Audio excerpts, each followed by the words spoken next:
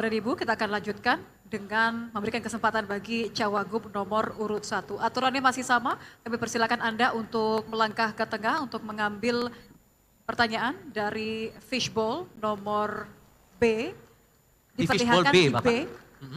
Diperlihatkan pilihan Anda, diperlihatkan kepada kami. Nomor 9 ya. 9. Diletakkan di wadah yang kosong, silakan kembali ke podium. Saya akan mengambil amplop nomor 9 masih tersegel. Saya hanya akan bacakan isi dari amplop ini satu kali, jadi mohon disimak baik-baik. Subtema tentang pertanian, peternakan, kelautan, dan perikanan. Perubahan iklim mengakibatkan kekeringan dan kelangkaan air, sehingga terjadi penurunan produktivitas pertanian dan ketahanan pangan. Data di tahun 2023 dari Kementan, produktivitas padi mengalami penurunan rata-rata 1% selama 5 tahun terakhir. Sedangkan data BMKG menunjukkan 14 dari 35 kabupaten kota di Jawa Tengah mengalami bencana kekeringan.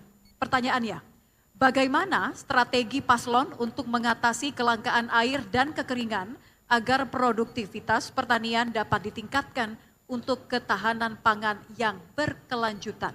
Waktunya 3 menit, dimulai dari Anda berbicara, silakan. Terima kasih. Dalam program Andika Hendi, kita ada namanya program bagaimana kemudian membuat petani dan nelayan ini bisa naik kelas, bisa mempunyai kesejahteraan yang lebih baik dan lebih perkasa. Maka kami sudah investigasi. Dari 35 kota kabupaten, pada saat kita ketemu dengan para petani, umumnya mereka mengeluhkan beberapa hal. Yang paling utama adalah pupuk dan irigasi. Terkait dengan kelangkaan air ini menjadi bagian perhatian serius yang akan dikembangkan oleh pasangan Andika Hendi. Kita sudah melakukan inventarisir, kita lihat data. Pertama ada 38 waduk dan embung, 38 embung, waduk, kemudian embungnya 172. Yang itu kemudian sudah kita lakukan mitigasi, ternyata kondisinya ada rusak sedang mencapai 17%. Maka pasangan Andika Hendi akan fokus terkait hal tersebut. Bagaimana kita alokasikan APBD provinsi untuk memperbaiki waduk ataupun embung. Kita bisa juga libatkan teman-teman di swasta, di perguruan tinggi, untuk bisa mereka melakukan upaya pembangunan waduk atau embung lewat CSR, seperti yang sudah dilakukan oleh Pak Rektor Undip. Yang lainnya, kita juga melihat bahwa BRIN, Badan Riset Daerah ini penting dikembangkan, untuk kemudian membuat petani secara kesejahteraan bisa lebih meningkat. Kenapa? Karena riset akan membuat benih, bibit, dengan kualitas yang lebih baik, dengan masa panen yang semakin pendek. Yang kedua selain irigasi adalah pupuk seperti yang saya sampaikan. Pupuk ini juga penting. Dari sejumlah kuota nasional maupun kuota yang di Jawa Tengah, ternyata pupuk ini mestinya cukup. Maka yang penting adalah tata kelolanya.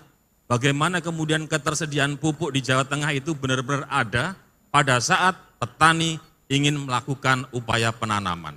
Miris sekali kita mendengar. Petani pengen nanam, pupuknya sudah tidak ada. Yang keempat yang tidak kalah pentingnya adalah pasca masa panen. Bapak Ibu sekalian yang selalu saya hormati, petani kita sebagian besar adalah petani gurem yang kepemilikan tanahnya kurang dari setengah hektar. Ini menjadi PR, tantangan yang berat yang kemudian pasangan Andika Hendi ingin kemudian memperjuangkan petani itu supaya bisa memiliki lahan lebih dari setengah hektar. Supaya kemudian bisnis pertanian itu bisa menjadi sebuah industri yang mereka bisa merasakan kemanfaatannya. Termasuk pada saat kemudian muncul panen raya, kita harus bisa menjaga supaya harga hasil panen raya petani ini kemudian tidak turun atau anjlok. Maka kita akan siapkan gudang, kita bisa bentuk BUMD untuk bisa membeli harga-harga produk-produk petani saat panen raya, atau bahkan kita bisa libatkan swasta supaya mereka juga melakukan aktivitas pembelian pada saat petani memasuki panen raya. Terima kasih. Baik. Aturan mainnya masih sama, Bapak. Kami berikan kesempatan kepada calon wakil gubernur nomor urut 2 untuk menanggapi, waktunya 2 menit, dimulai dari Anda bicara. Silahkan. Terima kasih Mas Hendi. Menarik yang terakhir saya, menarik tadi.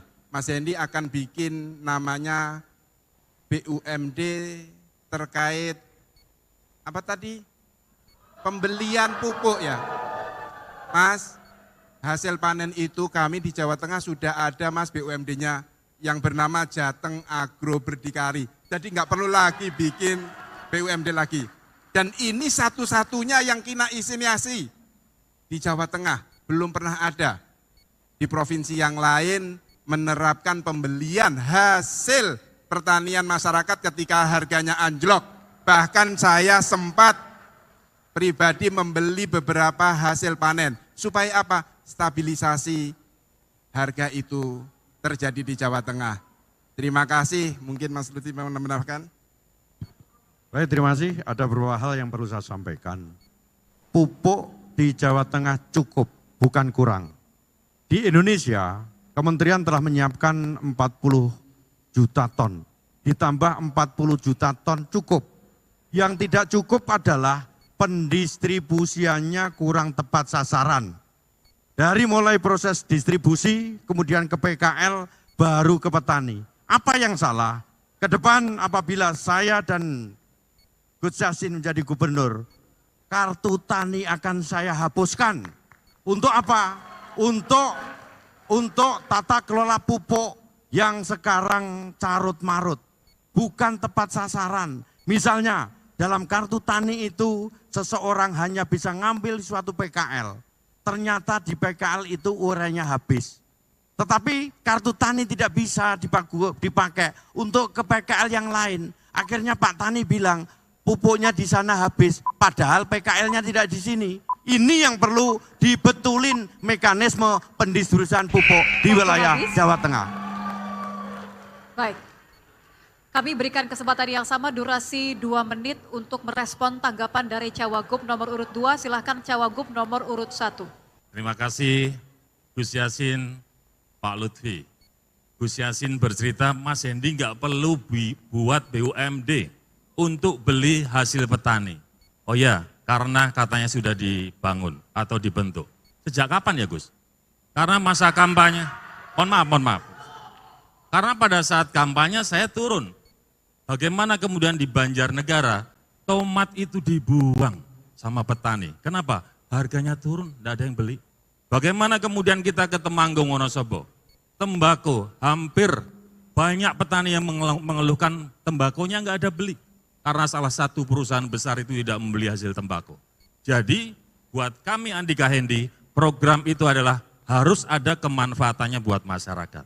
Program kalau hanya tercatat sebagai program yang muluk-muluk supaya masyarakat kemudian melihat pencitraan, buat kami tidak akan melakukan gitu Gus. Mohon maaf Gus ya. Maka mungkin saya yang keliru. Saya mungkin terlalu ekspektasi terhadap BUMD yang sudah dibuat di zaman Gus Yassin. Catatan yang kedua, saya sepakat dengan yang disampaikan oleh Pak Lutfi tentang pupuk. Benar sekali. Nah inilah PR kita. Pasangan Andika dan Hendy pun Pak Lutfi, hari ini kita juga ingin fokus pada problem pupuk. Karena pupuk ini benar-benar kalau kita dengar miris sekali. Katanya kuotanya cukup. Tapi kemudian pada saat petani akan melakukan penanaman, pupuk itu enggak ada. Atau bahkan kalau beli harus susah. Maka kita sepakat, masukannya Pak Lutfi juga oke. Gus Yassin pertanyaannya di situ tadi, tapi enggak apa-apa. Mungkin nanti di belakang kita bisa diskusi terkait BUMD. Gitu ya? Yeah. Masih ada waktu, silakan. Masih ada waktu, kalau mau ditambahkan? Menambahkan untuk pajak air permukaan memang harus kita benahi sedemikian rupa sehingga penggunaan air permukaan itu lebih efektif untuk ketahanan pangan. Baik. Terima kasih Cawagup nomor 1 dan nomor urut 2 sudah menyelesaikan putaran yang sama dengan durasi yang diberikan. Baik, boleh kita beri apresiasi untuk kedua pasangan calon teman-teman sekalian. Dan di sesi berikutnya kita